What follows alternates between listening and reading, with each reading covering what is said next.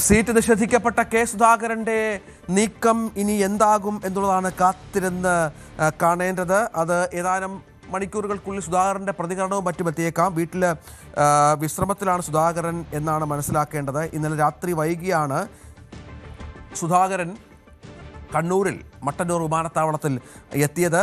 അതിനുശേഷം അദ്ദേഹം വീട്ടിലേക്ക് പോവുകയായിരുന്നു. മാധ്യമങ്ങളോട് പ്രതികരിക്കാൻ അദ്ദേഹം കാര്യമായി തയ്യാറായില്ല എന്നുള്ളത് ഏറ്റവും പ്രധാനപ്പെട്ട ഒന്നാണ്. സുധാകരൻ എന്തെങ്കിലും തരത്തിലുള്ള നീക്കങ്ങൾ നടത്തുമോ എന്നതും മറ്റും കാത്തിരുന്ന് കാണേണ്ടി വരും. അങ്ങനെയൊരു നീക്കം പ്രതീക്ഷിക്കുന്നില്ല. പക്ഷെ അപ്പോഴും കാര്യമായ തോതിലുള്ള അസംതൃപ്തി സുധാകരൻ്റെ ഭാഗത്തുനിന്നുണ്ട് എന്നുള്ളത് ഏറ്റവും പ്രധാനപ്പെട്ട ഒന്നാണ്.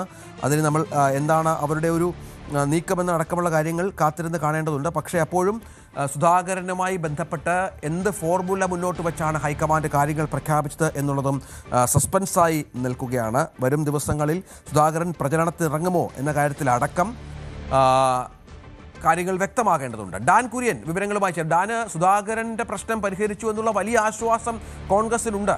അതുപോലെ എല്ലാ സ്ഥലങ്ങളിലും സ്ഥാനാർത്ഥികളെ നിർണ്ണയിക്കാനുമായി ഒരു 2 ദിവസം മാത്രമാണ് പത്രികാ സമർപ്പണത്തിലുള്ളത്. കഴിഞ്ഞ ദിവസമൊക്കെ ഉണ്ടായ പ്രശ്നങ്ങൾ പരിഹരിച്ച് വിശ്വാസത്തോടെ കളത്തിലിറങ്ങാമെന്നുള്ള പ്രതീക്ഷയിൽ തന്നെ ആകുമല്ലോ നേതാക്കൾ.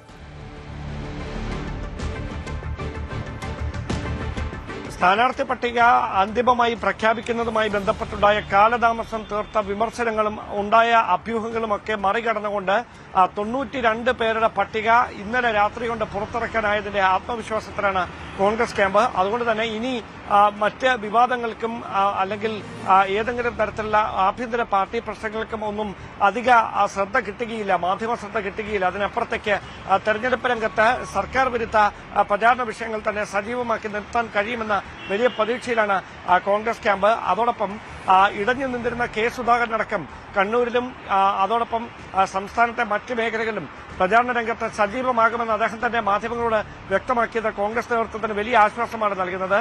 അതിനിടയിൽ